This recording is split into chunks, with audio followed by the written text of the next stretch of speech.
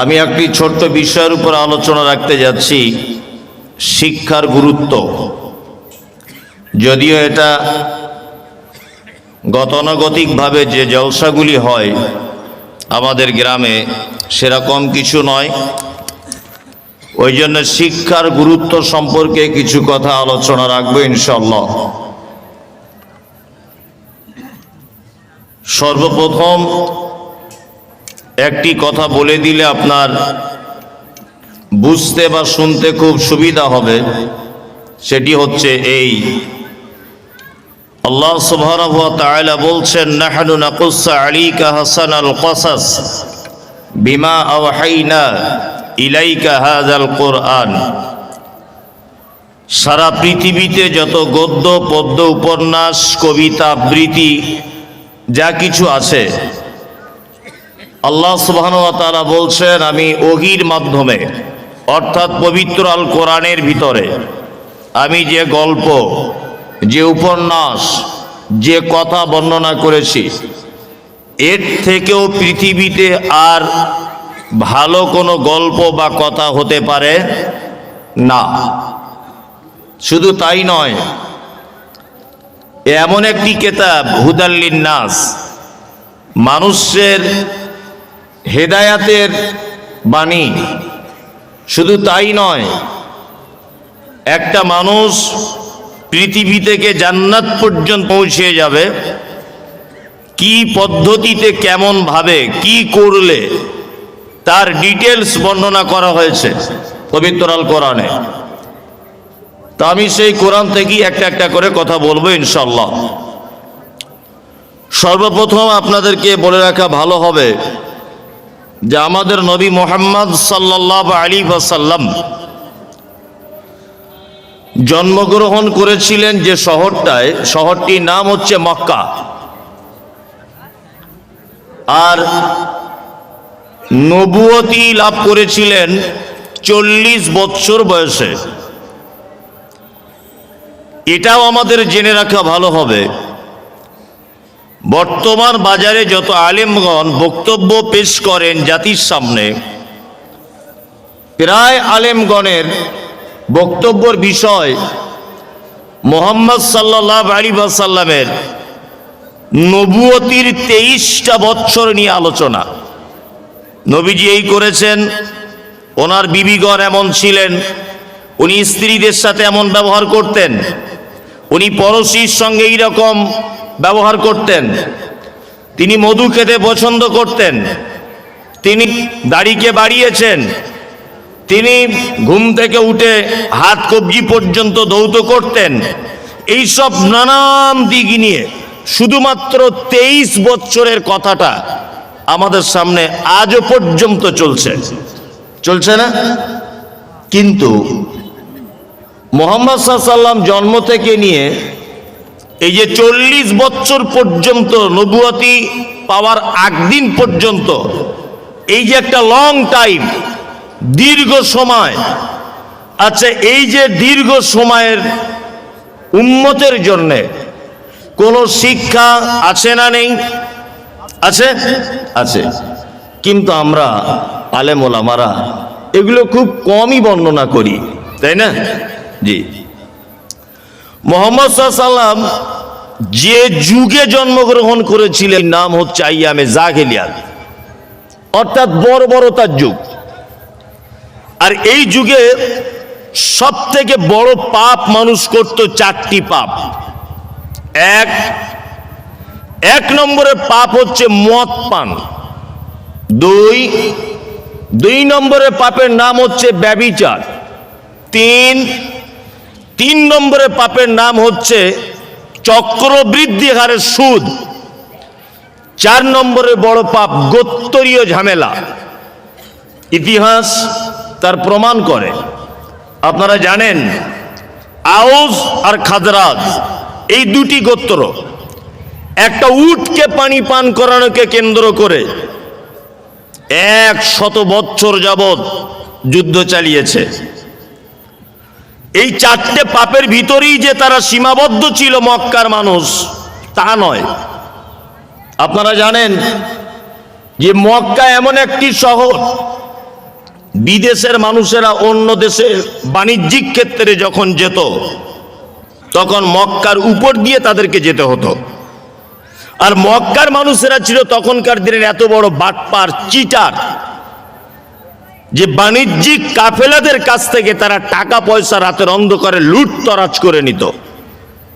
শুধু এই নয়, ধনী মানুষেরা গরিবদের অর্থ, গরিবদের সম্পদ, ক্ষমতার বলে, বংশের বলে, কোন ক্রমে যে কোনোভাবে তারা লুটতরাজ করতে অভ্যস্ত ছিল। এটা একটা মক্কার পরিবেশ। মক্কার পরিবেশ কেমন ছিল? মানুষ মারা যেত, মারা যাবার পরে তার মাথাটা এইখান থেকে কেটে নেওয়া হতো, কেটে নিয়ে এই যে এক সাইডটা তুলে ফেলে দেওয়া হতো, আর এক সাইডটায় আমার হাতে টুপিটা দেখছেন ঠিক এরকম, যেটাকে আমাদের পল্লী ভাষাতে বলে, গ্রাম্য ভাষাতে বলে যে মাথার খুলি। এই মাথার খুলিতে তারা মদ রেখে পান করত। আপনি জানেন পুরুষ এবং নারী মানে তাদের একটা যৌবনের চাহিদা থাকে। যৌবনের চাহিদা শুধুমাত্র স্ত্রীর সঙ্গেই বৈধ, দ্বিতীয় কোনো পথ নয়। কিন্তু তখনকার দিনে মানুষ যৌবনের চাহিদার জন্য রাতের অন্ধকারে তার মেয়ের সঙ্গে শারীরিক সম্পর্ক করত, বৈধ মনে করে। ভাতিজা তার ফুপুর সঙ্গে এইরকম নোংরা কাজে লিপ্ত হতো। এইরকম একটা পরিস্থিতিতে পৃথিবীর মাটিতে জন্মগ্রহণ করেছিলেন মুহাম্মদুর রাসূলুল্লাহ সাল্লাল্লাহু আলাইহি ওয়াসাল্লাম। জন্মগ্রহণ করার পরে তিনি আস্তে আস্তে আস্তে আস্তে যখন বড় হলেন, এই সমস্ত অবস্থাগুলি তিনি দেখে মনে মনে ভাবছেন যে অন্ধকারে নিমজ্জিত জাতিকে কিভাবে আলোর দিকে টেনে আনা যায়। এই কারণে সর্বপ্রথম তিনি যুবকদেরকে নিয়ে একটা সংগঠন তৈরি করেছিলেন, অন্ধকার জাতিকে কিভাবে আলোর দিকে নিয়ে আসা যায়। এই কারণে যুবকদের নিয়ে একটা সংগঠন তৈরি করেছিলেন, সংগঠনের নাম দিয়েছিলেন হিলফুল ফুজুল। আপনারা হয়তো জানেন এই হিলফুল ফুজুল সংগঠনের মাধ্যমেই সমাজকে পরিবর্তন করার চেষ্টা করেছিলেন তিনি।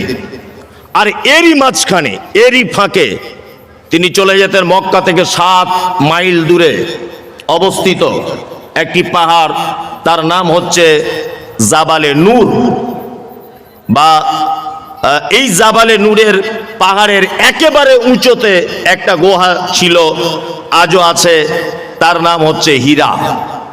এই হীরা গুহা নামক জায়গাতে আল্লাহর ধ্যান করতেন।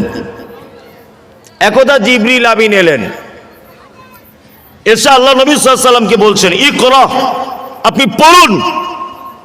মুহাম্মদ সাল্লাল্লাহু আলাইহি ওয়াসাল্লাম বলছেন, আমি তো পড়তে জানি না। তখন জিবরিল আমিন সিনাতে ধরে এরকম ভাবে নিজের সঙ্গে সাপে ধরে চাপ দিলেন, পড়ুন। ওই যে পড়তে জানি না, আবার বলা হচ্ছে পড়ুন।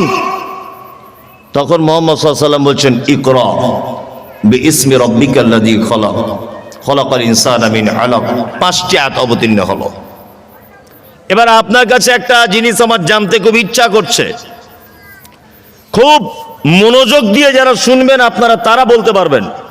এক, আমি বলেছি মক্কার তখনকার দিনের সব থেকে বড় পাপ ছিল কটি? 4টি। ইয়েস, 4টি। সুদ, ব্যভিচার, মদপান, গোত্তরীয় ঝামেলা। আল্লাহ সুবহানাহু ওয়া তাআলা মুহাম্মদ সাল্লাল্লাহু আলাইহি ওয়াসাল্লামকে ডেকে নিয়ে গেলেন গারে হিরাতে। ডেকে নিয়ে যাবার পরে বলছেন, ইকরা, আপনি পড়ুন। তার মানে পবিত্র আল কোরআনের সর্বপ্রথম আয়াত অবতীর্ণ হতে যদি হতো, সুদ সংক্রান্ত আয়াত অবতীর্ণ হওয়ার কথা। যদি আয়াত অবতীর্ণ হতো মদ হারাম, এইটা ক্লিয়ার করে দেওয়ার কথা। ব্যভিচার হারাম, এটা ক্লিয়ার করার কথা। গোত্রীয় ঝামেলা করা যাবে না, এটা ক্লিয়ার করার কথা। কিন্তু মুহাম্মদ সাল্লাল্লাহু আলাইহি ওয়াসাল্লামকে গাড়ে ঘিরাতে ডেকে নিয়ে আল্লাহ তাআলা বলছেন, ইকরা, আপনি প্রথমে পড়াশোনা করুন। এবার একটা কথা আপনাকে বলি, মুহাম্মদ সাল্লাল্লাহু আলাইহি ওয়াসাল্লাম জন্ম থেকে নিয়ে কোনো স্কুলে পড়াশোনা করতেন? আক্ষরিক জ্ঞান ছিল না। আল্লাহ সুবহানাহু ওয়া তাআলা নবীজিকে গারে হিরাতে ডেকে নিয়ে বলছেন, ইকরা, আপনি পড়ুন। কারণ শিক্ষিত মানুষ ছাড়া সমাজ পরিবর্তন করা সম্ভব নয়। আপনি যে লেখাপড়া জানেন না, এতদিন পর্যন্ত মুহাম্মদ সাল্লাল্লাহু আলাইহি ওয়াসাল্লাম নিজস্ব জ্ঞান দিয়ে মক্কার অন্ধকারে নিমজ্জিত জাতিকে আলোর দিকে আনার আহ্বান করছিলেন, কিন্তু আল্লাহ তাআলা ডেকে নিয়ে গিয়ে বলছেন কোশ্চিন কালেও আপনার পক্ষে সম্ভব নয় সমাজ পরিবর্তন করা। সমাজ পরিবর্তন করতে গেলে সর্বপ্রথম আপনাকে পড়াশুনো করতে হবে। তার মানে পড়াশুনো ছাড়া কোনো জাতিকে পরিবর্তন করা সম্ভব নয়। এই ঘটনা থেকে তিনটে জিনিসের শিক্ষা নেন। এক, কোন জাতিকে পরিবর্তন করতে গেলে ঐক্যবদ্ধভাবে লেগে তবে করা সম্ভব, তাই না? মুহাম্মদ সাল্লাল্লাহু আলাইহি ওয়াসাল্লাম প্রথমে একটা সংগঠন তৈরি করেছিলেন, সংগঠনের নাম দিয়েছিলেন হিলফুল ফুজুল। কাদের নিয়ে করেছিলেন? যুবকদেরকে নিয়ে। তার মানে প্রথমে শিক্ষা হচ্ছে ঘটনা থেকে আপনাকে সমাজ পরিবর্তন করতে গেলে এক নম্বরের কাজ হচ্ছে ঐক্যবদ্ধভাবে সমাজ পরিবর্তন করতে হবে। এবার একটা কথা বলি, আপনারা যারা বসে আছেন বেশিরভাগ মানুষ কৃষি মানুষ, অর্থাৎ কৃষি কাজ বেশি করেন, চাষবাস করেন। আলুর বস্তাতে দেখবেন একটা আলু যদি বস্তার মাঝখানে যদি পচে যায়, সব ভালো আলুগুলো মিলিয়ে কিন্তু ওকে সুস্থ করতে পারে না। পারে না। কিন্তু এই পচা আলুর এত পাওয়ার, ও যদি 10 দিন বস্তার ভিতরে থাকতে পারে, বাকি সব ভালো আলুকে পচিয়ে ছাড়বে না? ছাড়বে। তার মানে চাষির একটা উচিত সর্বপ্রথম এটা হবে যে এই পচা আলুটাকে বার করে দেওয়া, তাই না? জি, ওই জন্য ঐক্যবদ্ধভাবে গ্রামের সব থেকে খারাপ মানুষ যিনি, যার দ্বারাতে সামাজিকভাবে অন্যায় হচ্ছে, যে ব্যক্তির দ্বারা সমাজ রসাতলে তলিয়ে যাচ্ছে, যে ব্যক্তির দ্বারা ইয়াং জেনারেশন খারাপ হচ্ছে, যে ব্যক্তির দ্বারা গ্রামের মহিলাদের খারাপই হচ্ছে, যে ব্যক্তির দ্বারা গ্রামের মসজিদের খারাপই হচ্ছে, যে ব্যক্তির দ্বারা সমাজের অধঃপতন হচ্ছে, এই রকম ব্যক্তিকে ঐক্যবদ্ধভাবে বয়কট করতে হবে, তাছাড়া সমাজ পরিবর্তন করা সম্ভব নয়। 2 নম্বর কথা বলে দিই, শুনে রেখে দেন। সমাজ পরিবর্তন করতে গেলে সর্বপ্রথম ভূমিকা দিতে হবে যুবকদেরকে। যুবক ছাড়া সমাজ পরিবর্তন করা যাবে না। এখানে একটা আপনাকে লজিক বলে দিই, খুব ভালো বুঝতে সুবিধা হবে আপনার। সরকারি ডিপার্টমেন্টের চাকরি থেকে একটা মানুষকে বসিয়ে দেওয়া হয় কত বছর বয়সে? 60 বছর। মানে উপর মহল পর্যন্ত জানে 60 বছর বয়স মানে ওর চোখের দৃষ্টি শক্তি কমে গেছে, ও কথা ভুলভাল বলবে, ওর বুদ্ধি কমে গেছে। প্রয়োজনে তুমি বাড়িতে বসে বসে 60,000 বেতন পেতে সেটা 30,000 বসে বসে খাও, তবুও ভালো। স্কুলে এসে আমার ছাত্রদের সর্বনাশ করে দিও না, তাই না? প্রয়োজনে অর্ধেক বেতন বাড়িতে দেওয়া হয়, বাড়িতে বসে বসে খাও, কিন্তু স্কুলে এসে সর্বনাশ করে দিও না, তাই না? তার মানে তোমার বুদ্ধি কমে গেছে, তোমার পক্ষে আর কোনো ভালো কাজ সম্ভব নয়। তুমি এখন নিম্ন গতিতে, তুমি আর ঊর্ধ্ব গতিতে নেই, তাই না? আর আমাদের মুসলিম সমাজগুলোর অধঃপতনের মূল কারণ হচ্ছে এটা। সামাজিক প্রত্যেক কাজে, মাদ্রাসা বলুন, মসজিদ বলুন, মক্তব বলুন, জলসা বলুন, ঈদগাহ বলুন, জলসা কমিটি বলুন, যাই কিছু বলুন, রিটায়ার করে বাড়িতে বসে আছে 70 বছরের চাচা, ওর হাতে দিয়েছে বিশাল বড় একটা মাদ্রাসার দায়িত্ব নিয়ে 12 কেজি খাতা নিয়ে বগলে করে ঘুরছে। ও তো নিজেই ঘাঁটতে পারে না, নিজেরই দিনে 40 বার অজু করলে অজু ভেঙে যায়। ও কি করে সমাজকে পরিবর্তন করবে? ওর পক্ষে সম্ভব? মসজিদের সেক্রেটারি কে? না গ্রামের সব থেকে বয়স্ক লোক ওই লোকটা, ওকে কাল সকালবেলা বার করে দিতে হবে সমাজ যদি পরিবর্তন করতে চায়। ও কি করবো? তো নিজে হাঁটতে পারে না। হ্যাঁ, ওর দ্বারা তো সমাজ পরিবর্তন করা সম্ভব? কখনোই নয়। আসলে আমি একটু বাস্তববাদী মানুষ, বাস্তব কথাবার্তা বলি, এতে নিয়ে মানুষের সঙ্গে দ্বন্দ্ব বিবাদ লেগে যায় অনেক জায়গাতে। আরে যুবকদেরকে দিয়ে সমাজ পরিবর্তন করতে হবে। এরা তো সেই যুবক, যে যুবক পরের জায়গা দখল করে রাত 12টার সময়তে পোলট্রির মুরগির দোকানদারের দোকান খুলে 10 কেজি পোলট্রি এনে ভারত আর অস্ট্রেলিয়া ক্রিকেট খেলার ম্যাচ হেরে যাওয়া জিতে যাওয়াকে কেন্দ্র করে রাত 2টোর সময় গ্যাস ভাড়া করে, ওভেন ভাড়া করে পিকনিক করে খেতে পারে। এদের দ্বারাতেই সম্ভব সমাজ পরিবর্তন করা। এরা তো সেই যুবক যারা পরের জায়গা দখল করে পরের ঝাড়ের বাঁশ কেটে ক্লাব তৈরি করতে পারে রাতারাত্রিতে। জসাইকাটি উত্তর পাড়াতে জলসা হচ্ছে, দক্ষিণ পাড়ার যুবকেরা একেবারে মাথা গরম করে ওরা দিতে পেরেছে, আমরা কেন পারবো না? 1 লাখ টাকার বাজেটে 10 দিনের ভিতরে টাকা তুলে জলসার আয়োজন করতে পারে।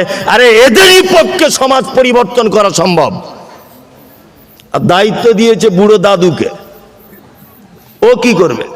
আর সত্যি এদের মানে বয়স্ক মানুষদের এদেরও নিজস্ব পার্সোনালিটি নেই। দায়িত্ব নেওয়ার লেগে সবার আগে মিটিংয়ে গিয়ে বসে আছে। কারণ তুমি নিজে বলতে পারছো না যে কর্মক্ষমতা এখন আমার কমে গেছে, আমি পারবো না, আমার বেটাকে দিয়ে দাও। এটা বলে না, আমার পোতাকে দাও, এটা বলে না। ও সেক্রেটারি হয় বলে বসে আছে, আবার সেক্রেটারি না করলে অন্য মসজিদে নামাজ পড়তে যায়। বহু লোক আছে, আছে না? আছে। আমি এটা জানি, এতদিন ধরে আমার মায়ের হিসাব অনুযায়ী আমার 33 বছর বয়স। তা আল্লাহ কবুল করেছে, সারা ভারতে ঘুরছি আমি, এখন সারা ভারতবর্ষে ঘুরছি। তা আপনাকে কি বলবো, আমার নিজের অভিজ্ঞতার কথা বলছি। আমি জানি যে ভোটে টিকিট না পেলে লোক রাজনীতি উল্টো পার্টিতে করে। আমি রাজনীতির নেতা, যে পার্টি করি সে পার্টি আমাকে টিকিট দিল না, আমি পরিবর্তন করে এখন অন্য পার্টিতে ঘুরছি। এটা হয় কেন হয়? যে পার্টির টিকিট পেলে কিছু মাল খাওয়া খাবির ব্যাপার থাকে, ওই জন্য ঘুরিয়ে দেয়, তাই না? তো মসজিদের সেক্রেটারি বাদ দিলে ও অন্য মসজিদে যাচ্ছে, তার কারণ কি? এখানে তো খাওয়া খাবির কোনো ব্যাপার নেই, তাহলে ও পরিবর্তন করলো কেন? নিশ্চয়ই তাহলে কিছু এরকম ভিতর দিয়ে নোনা পানির ব্যাপার আছে, আছে না? তাছাড়া ও পরিবর্তন করবে কেন? ওকে মাদ্রাসার কেসিয়ার থেকে বাদ দিয়ে দিয়েছে, ও দেখছি ওই মাদ্রাসার দান তুলতে এসেছে, বলছে আমি আর দিব না। কেন দিবে না? বলছে আমি আগে দায়িত্ব ছিলাম, এখন আর নেই, এই কারণে দিব না। তার মানে উদ্দেশ্য কি? নিশ্চয় ও কোনো ব্যাপার ওর ছিল। মসজিদ আল্লাহর ঘর, তুমি এমনিতেই কাজ করবে, দায়িত্বে থাকলেই কি না থাকলেই কি। বরং দায়িত্ব দেওয়া মানে বিপদে ফেলে দেওয়া। দায়িত্ব ছাড়া কাজ করতে সুবিধা, সুবিধা নয়, সুবিধা। সব যুবকদের দায়িত্বগুলো ভাগ করে দেন, গ্রামের যদি উন্নতি চান। নাম্বার 3 নম্বর হচ্ছে যে শিক্ষিত মানুষকে দিয়ে সমাজ পরিবর্তন করা লাগবে। কি বলছে কিছু বুঝতে পারছেন? হ্যাঁ, এইবার আপনাদেরকে আমি বলবো শিক্ষা কাকে বলে, শিক্ষিত মানুষের মর্যাদা কতটা, এইসব ব্যাপারে একটা বিভিন্ন স্তরে স্তরে আলোচনা করছি। আচ্ছা, প্রশ্ন করছি, আপনারা উত্তর দেন। শিক্ষা আর বিদ্যা এই দুটো জিনিস এক না আলাদা? আলাদা। ওইখানে তোর দাদির কবর, ডালিম গাছের তলে 30 বছর ভিজায় রেখেছি 2 নয়নের জলে। এর নাম বিদ্যা। আমি ছোটতে পড়েছি স্কুলে, কুমুদরঞ্জন মল্লিকের কবিতা, গুটি 6 পায়রা গুটি কত হাসরে, আমাদের ঘরে করে একসাথে বাসরে, আসে কাক এক ঝাঁক করে খুব হাঁক ডাক, কোকিলের কনসট শুনবি তো যাসরে, চলে দোয়েলের শীষ শালিকের গীত, খঞ্জন মাঝে মাঝে করে যায় নিত্য, দল বেঁধে বনটিয়া কবু আসে মুনিয়া, বলাকার সারি শেষ হয় না কগুনিয়া, ওরে বাজ পক্ষী কত যেন লক্ষ্মী, চঞ্চুর জোরে ভাবে জিনবে সে দুনিয়া, মাধবীর শাকে বাদে মৌমাছি চাকরে, করে মধু গুঞ্জন গুনগুন ডাকরে, অজয়ের ভাঙনেতে করে বাড়ি ভঙ্গ, তবু নীতি নীতি ঘেরি নব নব রঙ্গ, চাই নাই কুঞ্জে ছেড়ে যেতে মন যে, কোথা পাবো একসাথে এত সাধু সঙ্গ। এসব বই এখন আর পড়ানো হয় না। একদম জসিমউদ্দিনের কবর। আমি যেটা বোঝাতে চাইছি, বিদ্যা শিক্ষা ডিফারেন্স দিতে চাইছি। ওইখানে তোর দাদির কবর ডালিম গাছের তলে, দাদু তার পোতাকে বলছে, ওই দেখ তোর দাদির কবর ডালিম গাছের তলে। তোর দাদিকে আমি এত ভালোবাসতাম, 30 বছর তোর দাদির জন্য কেঁদে কেঁদে আমার চোখে ঘা হয়ে গেল। আরে তোর দাদির প্রতি আমার কি প্রেম। আচ্ছা বলুন তো, দাদু তার বইয়ের প্রতি ভালোবাসা, এটা শিখে আপনার বেটার লাভ কি হলো? কিছু লাভ হলো না। কুমুদরঞ্জন মল্লিক বর্ধমানে ওনার বাড়ি, নতুন হাটের ওখানে পল্লী কবি যাকে বলা হয়, উনি একটা কবিতায় ভাব প্রকাশ করছেন, করে বাড়ি ভঙ্গ তবু নীতি নীতি ঘেরি নবনব রঙ্গ, চাই নয় কুঞ্জে ছেড়ে যেতে মন যে, কোথা পাবো একসাথে এত সাধু সঙ্গ। উনি বলছেন অজয় নদীর পাড়ে আমার বাড়ি, যখন নদীতে বান আসে আমার বাড়ি ঘর সব ভেঙে যায়, আবার আমার বাড়ি ঘর নতুন করে তৈরি করতে হয়। আমি পারলে কলকাতায় গিয়ে বসবাস করতে পারি, কিন্তু গ্রামের পাখিদের কুহু কুহু ডাক, গোধূলির শব্দ, চাষিদের কিচির মিচির, পাখিদের কিচির মিচির, সবুজে ঘেরা গ্রাম, এটা ছেড়ে আমায় যেতে একদম মন চায় না। আচ্ছা, ওর মনের কথা শুনে আমার বেটার লাভ কি হলো? লাভ কিছু হলো? কিছুই লাভ নাই। আমার বাড়িতে মেয়ে আছে 4 বছর, 3.5-4 বছর, তো ওই খিচুড়ি স্কুলে যায়। তোকে আমি বলি মা কি শিখেছিস একটু বলতো। বাড়ি যখন যাই, সে অক্টোবরের 9 তারিখে বাড়ি থেকে বার হয়েছে। হেদায়েতুল্লাহ ভাইয়ের সঙ্গে কালকে মুর্শিদাবাদে ছিলাম, অসুস্থতার কারণে আজকে 1 সপ্তাহ বাড়িতে আছি, তাছাড়া বাড়ি আসার সুযোগ হয়নি। প্রতিদিন প্রোগ্রাম, 2-3টা করে প্রোগ্রাম প্রতিদিন। তা আমার মেয়েকে সময় পাই না গল্প টল্প করতে। কখনো যদি বলি মা কি শিখলে বলো তো, বলে হাট্টিমা টিম টিম, তারা মাঠে পাড়ে ডিম, তাদের খাড়া দুটি শিং। আবার 3 মাস পরে এসে বলছে, আবার বলছে ওইটাই। তুই কি ঘোড়ার ডিম আর অন্য কিছু শিখবি না? হাট্টিমা টিমটাই কি তোর মেন? তা রাগ করে একদিন দিদিমণির কাছে গিয়ে বলছি, দিদিমণি আর কি কিছু শেখাবেন না? বলছি কেন, শিখেছো তো আপনার মেয়ে?